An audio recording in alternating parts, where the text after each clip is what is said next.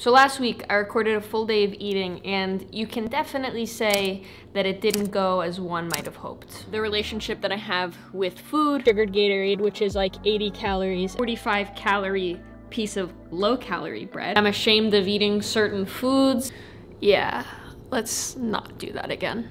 That video broke me open and allowed me to realize that I have disordered eating habits that I no longer want to have control over my quality of life. Over the last 10 days, I've made serious progress with breaking my binge eating, and today I want to share those lessons with you. Now, the goal of this video is not to endorse certain eating habits or to say that what has worked for me will work for you, because that is most certainly not true, but to truly show you just how quickly the healing process can begin from binge eating or anything else if you're truly open to change. With that out of the way, let's get started. In the bathroom.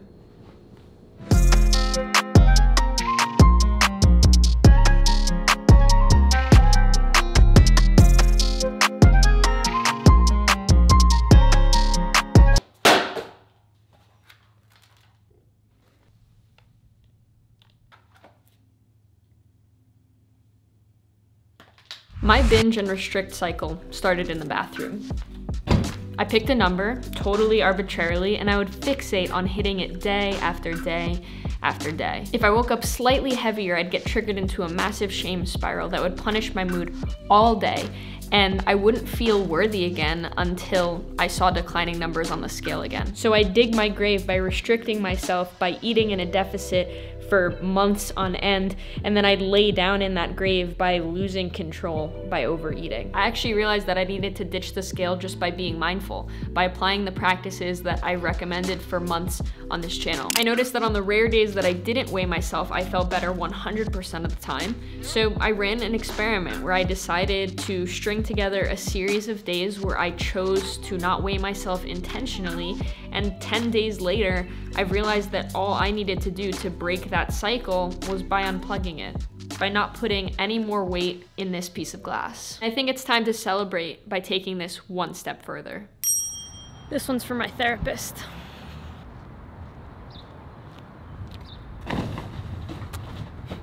We head for the sky, it's alright. Our wings wouldn't fly, it's alright.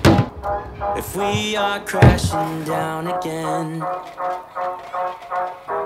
pieces of love, it's alright. Scattered in mud, it's alright.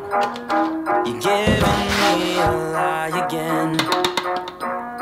And tell me what you want, this time I won't take it to the heart, 'cause I know we won't make it out. I've heard it all before. Yeah, tell me what you want, let me hear that I'm the only one. You know that we won't make it out. We've heard it all before. It's alright. It's alright. Surrender to your cravings. So in the last session that I had with my therapist, I told her, look, I'm not sure which cravings are right to honor and to listen to and which cravings aren't. We have periods, and then our hunger changes. There's hormonal shifts that happen every month, or at random times we get stressed, we're tired, we're just going through emotionally exhaustive periods. Like, are all of those situations where we're supposed to listen to those urges to eat? And she said, surrender to the cravings. Here's why. If you deny them, they're just gonna keep coming back with a vengeance. They're gonna be barging at your door. They're not gonna let you sleep at night. You're gonna be thinking like, do I have the cookie? Do I not have the cookie?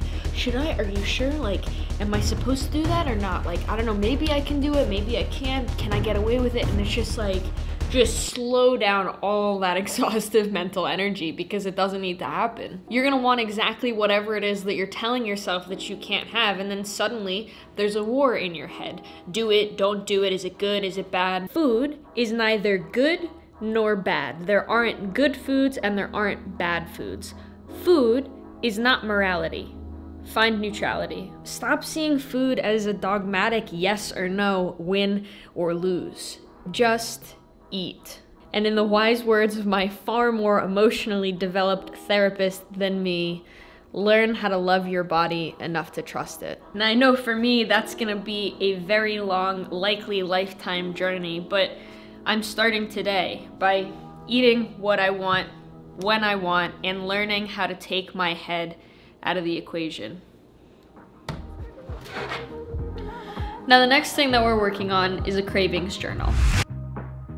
The goal is just for me to eat, to honor those cravings, because I've been denying myself for so long. I've been restricting certain food groups or certain food quantities and all that stuff. Right now, all I need to do is eat what I want to eat and observe. It all starts with observation, and observation without judgment, which is exactly what this cravings journal allows me to do. First it's observation, then it's conversation, then we're moving the pieces.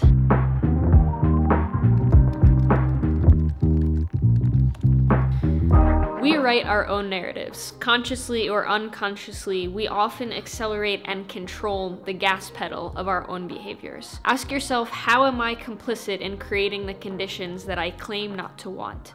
If you can ask that question openly, and if you can answer that question truthfully, then you are well on your way to creating and maintaining long-lasting change in whatever it is that you're looking for. With that being said, guys, I'm gonna wrap up the video here. If you liked the video, then please drop it a like down below. Subscribe to the channel if you are new. Thank you so much for being here. As always, I will keep you posted with how the story unfolds, and I will see you next week. Bye.